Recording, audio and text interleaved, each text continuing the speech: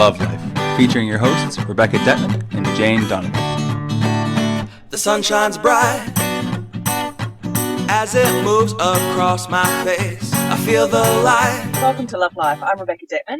And I'm Jane Donovan. And you're sitting on the couch with us as you do every Wednesday morning here on the wellnesscouch.com, where we talk about love and sex and relationships and emotional stuff that's going on in our love lives and our live lives. And Jane and I are doing sensitivity today. To be specific, the phenomenon known as HSP, the highly sensitive person. Now, for myself as a psychic, obviously you can imagine that I am quite a sensitive person just naturally.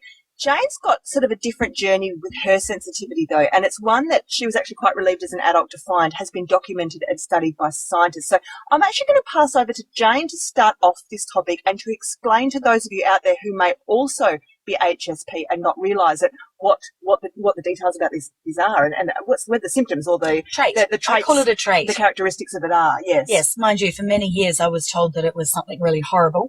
So I grew up as the child who was constantly told, don't take things so personally, stop being so sensitive, you're a crybaby, take a bucket of cement and harden the fuck up.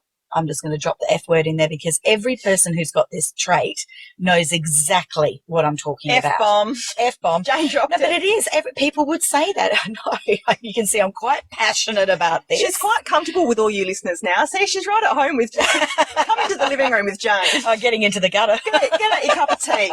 We'll take you there. All right. Sorry, Mum. She'll be horrified to hear me drop the F-bomb, but there you go. All right. So this is something that I grew up with where from the earliest of memories, I felt there was something fundamentally wrong with me, that I was different to other people.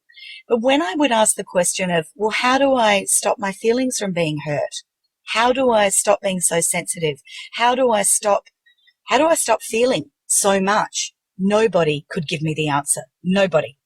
So I stumbled through life thinking that there really was a big, big flaw in me. Well, now, I want to stop. What did it look like? What does a highly sensitive primary schooler or high schooler, teenage look like? So initially it starts with, it can be all of the senses. So it can be things such as a label on the back of clothes. They always have to be cut off. I can't stand it. It can be certain fabrics are scratchy and itchy on my skin. It can be a sensitivity to everything, to food, to scents. It's becoming overwhelmed very, very easily, to having massive meltdowns, tantrums that don't stop at 2. They just keep going. It can be stop the world, I want to get off at any age. So that can be as a primary schooler, it can be a teenager, and it can be somebody that's in their 70s. So how does a highly sensitive person react when, as it happens in the natural course of life, criticism comes your way or a harsh word or a bully at school or something? You can't hold the tears in. The tears start. And we live in a Western world where tears are seen as a sign of weakness, and you just can't.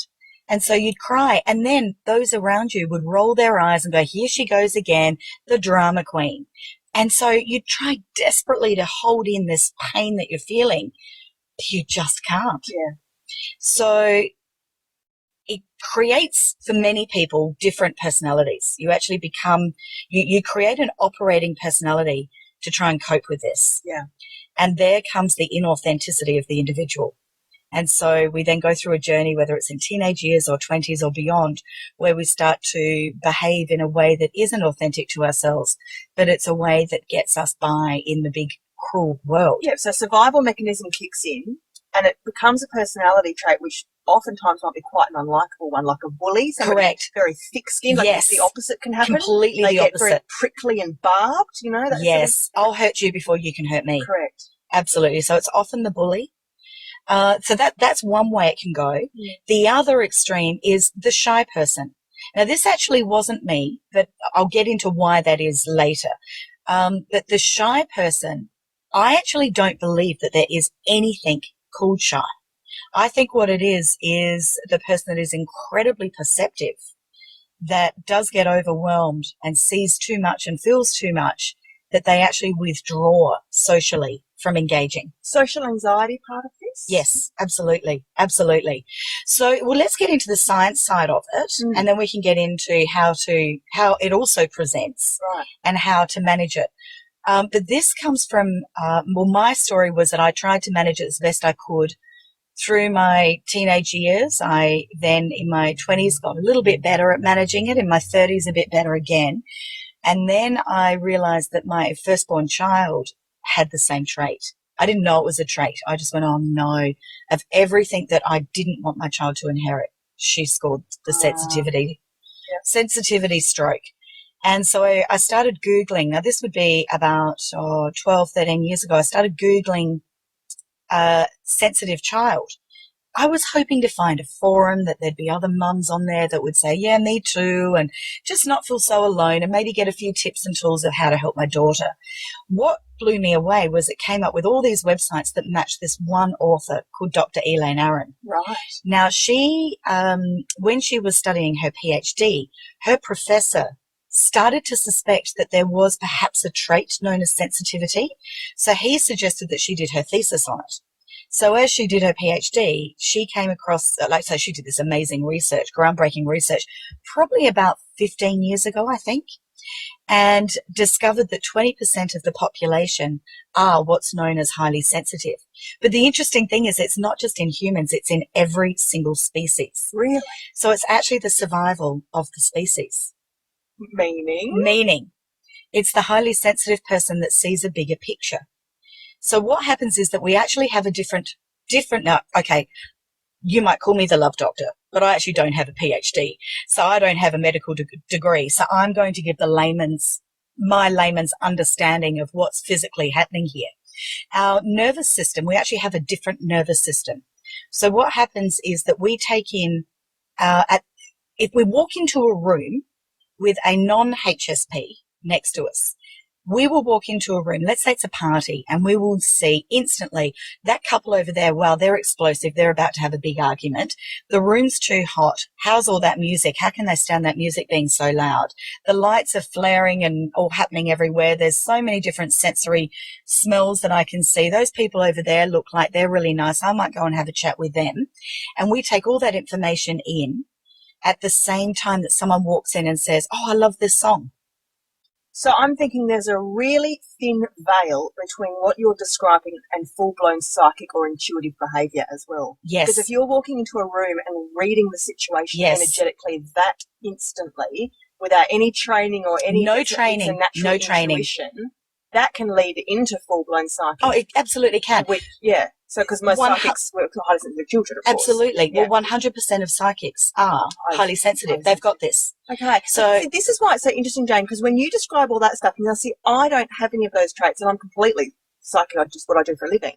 Right. So I have a different take on what highly sensitive is, and you're actually making me really think about this because clothes don't bother me. Loud noises don't bother me.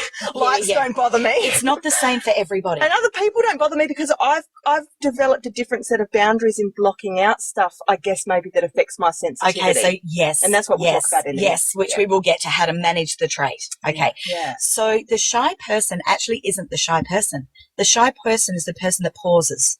Okay. That stops to take it all in and process it. So scientifically, apparently we have we're receiving more of a download of information in the same amount of time as those that are not highly sensitive are receiving. Okay. So therefore you've got to pause and download and process that information that you're receiving. So the shy person is actually I like to change that term shy to highly perceptive. Yeah. So it's the one that says, oh, hang on, let's not press the red button in the penthouse, in the Pentagon and blow up the world because, hang on, I'm seeing a bigger picture here. So it's the pause before flight. It's the survival of every species that sensitivity is needed to give a greater picture. Okay? Yeah. So that's kind of what's going on physically. It presents in many different ways. Now, if you're starting to suspect that you might be highly sensitive or someone in your life that you love is highly sensitive, Dr. Elaine Aron has written amazing books, which I highly encourage you to read.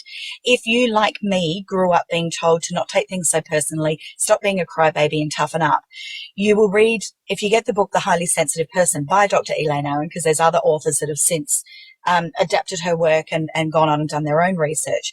The first page will have you in tears realizing that you can be summarized into 2 paragraphs. When you thought you were alone, that there was something wrong with you. You know, I know highly sensitive people that are being told that they're bipolar, take medication, or that they suffer depression. get medicated, or that they have autism.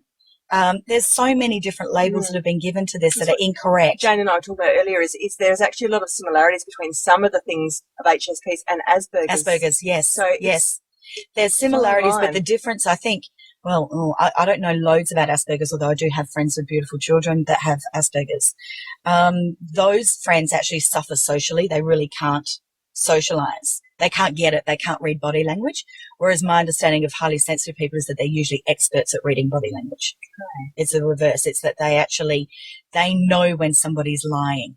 They know in their core. And that's what hurts them so deeply, is that people will say one thing and they're giving off an energetic message of another. Right. So that's what the guts of where a lot of HSPs' feelings are hurt. Yes. So there is also on Dr. Elaine Aron's website is a very short test. It's like 17 questions. It's very black or white. There's no shades of grey. You either, yes, I don't like scratchy labels. No, I don't. You go through this, and this will give you an indication if you are what is known by her research as being a highly sensitive person. Now, I want to get it on the record here too, though, that if you do that test and it says you're not a highly sensitive person, it doesn't mean you're not a sensitive person. It doesn't mean that you're not psychic. It doesn't mean that you're not compassionate, empathetic, all of those wonderful, rich things. But there is this trait that's really important to be understood, because it stops people from living happy, high-functioning lives. So this is now my question. Mm-hmm. Do you have to be born it and be it your whole life, or can you become it later in life? And the reason I ask that is because I see, obviously, through my spiritual practice, there's a lot of people doing work on themselves. They're doing self-work. They're going to practitioners. They're unearthing old demons and old patterns and phobias. They're raising their vibration and their frequency, and they're becoming more and more sensitive. They wake up one morning, they discover, I can no longer stomach milk. They wake up one morning, they discover, I don't feel like watching the news anymore. It's too harsh for me to hear. It makes me want to curl up and die, you know. They're waking up in the morning, they're sensing there's something wrong with my little dog. So is it that they were sensitive to begin with, but they had maybe a childhood or an early life where they were raised by a lot of very mainstream people who were just going about their usual day, rah-rah, eating all of the junk food, blocking it all off? Okay, that can be the case, however unlikely. Okay, so there certainly are people that fall into that. The problem with this trait is that you just can't manage it as a child. You can't hide it. Okay. And as much as it's tried to be socialized out, you can get good at faking it, but you actually never really manage it. I wonder if the junk food and stimulants and chemicals in your food and stuff actually exacerbates it. I think it actually, I actually think it suppresses it. So a lot of highly sensitive people do suffer from various different self-medication problems. Okay. So, they'll drink too much alcohol. They're numbing, right? They're numbing out. Yeah. Stop the world. I'm trying to function. I want to go and be a corporate person. I want to be able to socialize. I want to be, I'm 19 years old and I want to be able to go out and party on with everybody else. Right. I'm 35 years old and I'm wanting to be a good husband and a father and a provider, and I'm really struggling with all of this. The world is a really harsh yeah, place for existing. It is, yeah. So what will happen with a lot of these people is that they actually will shut down in life. They'll become hermits, because alone time is very, very important to manage their nervous system. They will find that the world is such a harsh place that they'll stop playing. So they often will have careers or jobs that are very solitude. They might be the quiet librarian. Now, that's not saying all librarians are HSPs, and libraries are actually pretty active, funky places these days. That's probably a bad example. But they will have a job that is very quiet, that they work in isolation, that's very no surprises. They know exactly. They go in, they do their job, they go home. They spend a lot of time alone. And for many of these people, it's working for them, but they're actually not happy. They want more, but they don't know how to get out there and live more. Do highly sensitive people easily become targets for things like bullies or control freaks or dominance in relationships, abusers? Yes, absolutely. They are definitely targets of bullies, because they get a reaction. Well, they're easy. You can't control the reaction. That you just can't. The tears coming out like a cartoon. They can't. That's it. There's the reaction. And I watch, and since having this knowledge, I've watched, my children in the schoolyard, and I can see the child that is going to be the victim. And they are going to be, and there's nothing that they can do about it. Because for those listening who don't understand how bullies work, they're like flashes. they do it for the thrill of, for the hit, the emotional, whatever they get off the reaction. That's right. And that's why one of the best advice, like when I go in and speak to teenagers, is that we say, if you're being bullied, as hard as it is, if you can just be completely neutral, almost like poker face, and turn around and walk away and give them nothing to interact with, you've won the game. That's it. So that's what I encourage highly sensitive people to do, is exactly that. Hold the power. Get out of that arena as fast as you can, but in neutral energy. So you're not showing, you're actually just showing an energetic message that says, this is not acceptable behavior. I'm out of here. Yeah. And you just turn and walk away, get out, get in your car, cry your eyes out, have all the reaction that you need to have, but do it away from them so that you don't become a continual target to them. Yes. So this is such a big topic. There's so many places that we can go from here. Yeah. The good news that I really want to bring is that there is so much positivity to this trait. And that was something that I became very excited about. I'm now really excited to say that both of my children have this trait. Right. Now, whereas 12, 13 years ago, I was really horrified that my eldest had it. Now I'm so grateful because there are so many gifts that come with this. And I'm going to rave on about this for a bit because it's a balancing of the scales. When I've had 40 years of being told don't take things so personally and there's something fundamentally wrong with you and go and get it fixed, I'm going to say, well, there's nothing wrong with me and look at me, aren't I fabulous? Look at the gifts I've got. 100% of people that are born with high HSP are creative. 100%. Right. Bar none. And if you look at the greatest leaders and achievers in every single area in our world, from those in the arts to those, we've got the actors, the musicians, the Olympians. Yes, the entrepreneurs. Absolutely. Inventors. You will find the top elite few in every single field are HSPs. And that excites me. Well, which is contrary to what you'd think, which is that you need to be very thick-skinned and tough to play the game and get up high. And I don't know, I always think of Oprah, but she's got to be a tremendously thick-skinned and single-minded person to run that empire. Yes. Can she be HSP? She probably has to be to incorporate the spiritual content she's incorporated. Yes. So it must be possible to get this balance, to be able to it is possible. Handle a lot of strong personalities and bullies and people in suits and corporations and boardrooms and still have these beautiful gifts that you're talking about, be able to bring them out, not lose them in all of that, not get trampled on. Absolutely. So, a lot of our past podcasts actually give tools on how to manage sensitivity. In a nutshell, it's different for every person. Each person needs to find their own balance. It is unique to you. For me personally, sleep. That is it. I can't even try and party. I did all through my 20s. I did a pretty good job of it. But really what I did was I numbed out. I numbed out on work, because when I say party, I worked in entertainment, so it was constant partying. Yeah. But I can't do it. I can't do a 4 a.m.er. I did a 1 a.m.er on Saturday night. I suffered for it. Not just your age, Jane.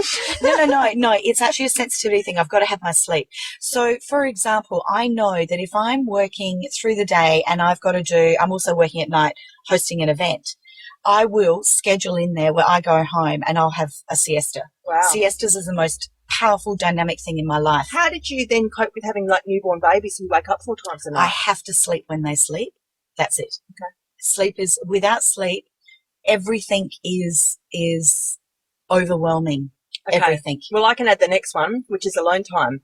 I'm so important. I'm the queen of alone time because I'm an only child. And some only children are born in that situation and resist it or are a bit upset about it. They wish they had a brother or a sister and they like to go off and be radically social. I was the happiest and still am to this day all by myself. I can take myself to dinner. I can take myself to the movies. I can sit at home for hours by myself in absolute quiet, no TV, no radio, just doing my own things and pottering around.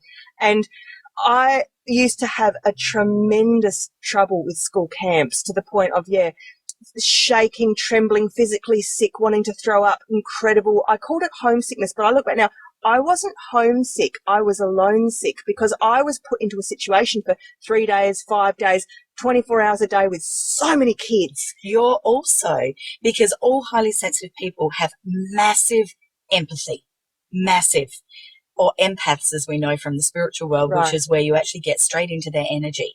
And so I can't be around people 24/7. And I actually find that, friendships, Bob Carroll, Ted and Alice, I just can't do it. I can't do it. Yeah. I have to have my alone time. And the times that I know to plan for and struggle are, for example, I love school holidays. I love having my children home. I love the freedom of sleeping in and what are we going to do today in connection and divine family time.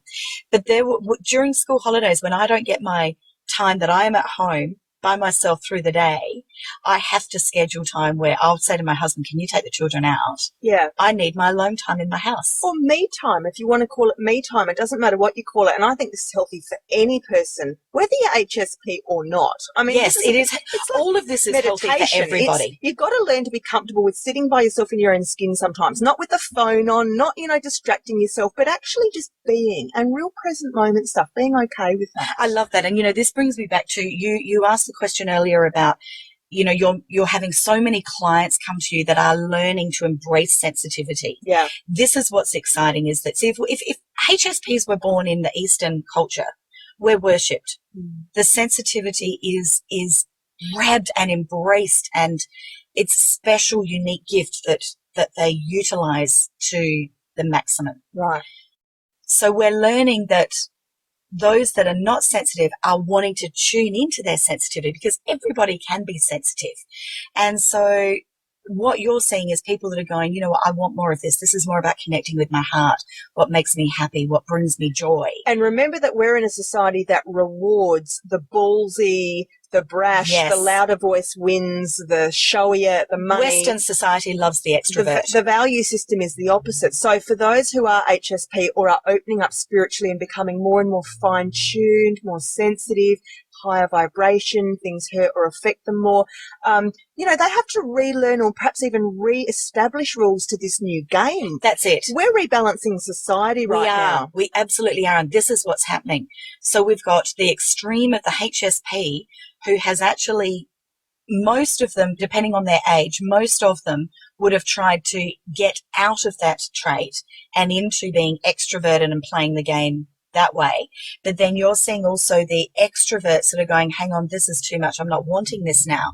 I'm wanting to find balance. So we're coming to a place of balance, which is beautiful. And it's interesting that our last week's show was Alpha Beta, because that was about us all needing to find the masculine and feminine, or the Alpha Beta balance within us, the yin, the yang, yes. the Mars, the Venus, yes. the black, the white, the sun, the moon. And in this same way, we're needing to be strong, have inner and outer strength, go out in the world and get things done, but at the same time marry the sensitivity with that. And these are all the challenges we're being, presented with yes. as a spiritual, consciously aware 21st century. I love it. It's fantastic. Yeah. Now, it's fantastic. Next tool is, and I'm going to talk about this because I'm a former journalist, is reduction of media and social media. And yes. now, energetic boundaries, I call this. It is, and this is so interesting because, like we just said, Western values, applaud the louder, the stronger, the more professional, the more successful. The same too with politics, media, and I don't even know how you kind of categorize that stuff, but it's the loud, it's the in your face, it's the commercial, it's the showy. Years ago when I was studying at university, I remember a friend said during a lecture something like, I don't watch the news. And my lecturer turned around and had the biggest go at her. She said, it is your responsibility as a grown adult in this society to keep up with the politics and watch the news and da-da-da-da. And how many people have that opinion? There's something wrong with you if you don't read the newspaper. Well, we just had to deal with that at school, because my youngest was told that they had to go home and watch the news for a week. And she said, we don't watch the news. Yeah. And so I had to write a letter about why we don't watch the news. Should we talk about why we don't watch the news? Well, I mean, look, and I was trained in that environment because I went to journalism, didn't I? So my job became the news, and I was I'd get up in the morning, I'd watch the morning shows, I'd go to work, we'd have plasma TV suspended from the wall, we'd have the TV on 24 hours a day, you'd have radio in one ear, you'd have press reports coming in the other, and it was this constant addiction to the belief that information is powerful in that just almost like verbal diarrhea just coming at you all the time, uncensored stream of consciousness. And it's all just so hot. It's gossip. It's all hollow energy. And of course, propaganda. You look at magazines and you look at newspapers, and I can say this because I produced the content. I was told what to write, and it is what sells. And what sells is violence and shock horror and fear and in your face and sensationalism. Yes. And we know this, sugar coated up with a bit of, and here's your brownie recipe, and here's your knitting recipe, and here's your little sports report, and, weather. Anyway, so I've come on a long journey because I've gone from working in the centre of the beast, in the skyscraper in the middle of Sydney, in the media environment, to living in a house up in the hills that has no mobile phone reception, right? We are completely I think that's cut off. hilarious. I don't know how you live like that. That's fabulous. I haven't watched the news for years. I don't read newspapers. And because I am extremely selective with my social media, which means that I hide every feed on Facebook other than the few authentic people that I choose to know what they are thinking. And I only follow, obviously, people on Twitter and so forth, again, that I choose to know what they are thinking, that the information still comes to me. And I've got a belief that if there's something out there in the world that's that important going on, like a massive earthquake or a movement or something, I will know about it. The universe will find a way to let me know. Well, how I do it is I go onto Twitter and see the words that are trending. And then if it says something earthquake, I know, okay, well, I'll click on that. I choose my news. Jane's going to cough. We're all professionals here. Cough, Jane, cough. We are already running out of time, so I'm just going to flick to Jane and say, look, Jane, years ago when you were a suffering, crying HSP who didn't really know what on earth was going on, what do you wish somebody could have told you? That's such a great question. I wish I was told that it's a beautiful trait that I am lucky to have this beautiful gift in my life. I wish it was honoured and respected and utilised and not shamed. Yeah. It's the shame. It is years and years of shame that is so wrong. It's just so wrong. We touched on Brené Brown in another episode, who's the TED.com amazing talk. She's also been on Oprah and she's around the place at the moment, who specialises in vulnerability. And she talks a lot about, again, how important it is for society at this point to embrace shame and vulnerability and all of those very, very raw emotions where we do actually reveal who we really are, and that it's okay and it's safe to be that. And that, again, this is about the reconditioning of the re-educating of society, how to deal with these phenomena and many of these people who walk amongst us. Yes. Look, one of the other things I do want to just touch on with HSPs is that there's also 3% of the population called HSS, high sensation seeking. Now, that's me. That's why I can be extroverted, right, and be a highly sensitive person as well. So what it basically means is that highly sensitive people have a narrower bandwidth to operate from. So if people have got their top emotions of being, excitement, happiness, joy, their bottom emotions of being fear, or depression, sadness, anger, the bottom line, they've got actually a really big bandwidth to operate within. For a highly sensitive person, that bandwidth is halved. So they spend their days managing themselves between excitement and joy, but they can get overwhelmed easy and they can slip into depression easy. So it's managing that bandwidth. And then for a high sensation seeking HSP, that bandwidth is the same width, but it's placed up higher on the ladder where they're constantly seeking stimulation. Right. So that's the other challenge that is there. Now, that's also a gift. So it is, like everything, yin and yang. There is balance.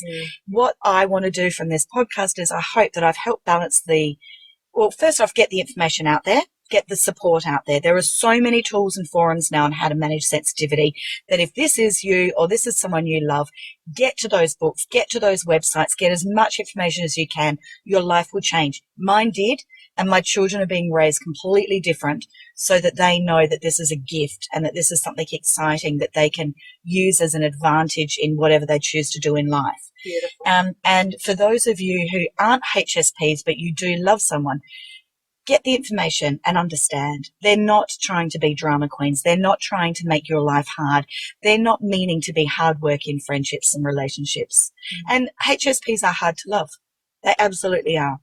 So it's up to us as HSPs to get the tools to self-love. Self-love and acceptance is so important, which is why I want people to see this as the gift it is and not the shame. Right, beautiful. I think we'll end on that note. That was absolutely lovely, Jane. It's Dr. Elaine Aron. Yes. For those who want to go back to the master, the original. Aron. And I do suggest you start with her work. There's some other great people out there, but her work it'll change your life. Life is perfect, I'm not trying, it's just happening. And it's a beautiful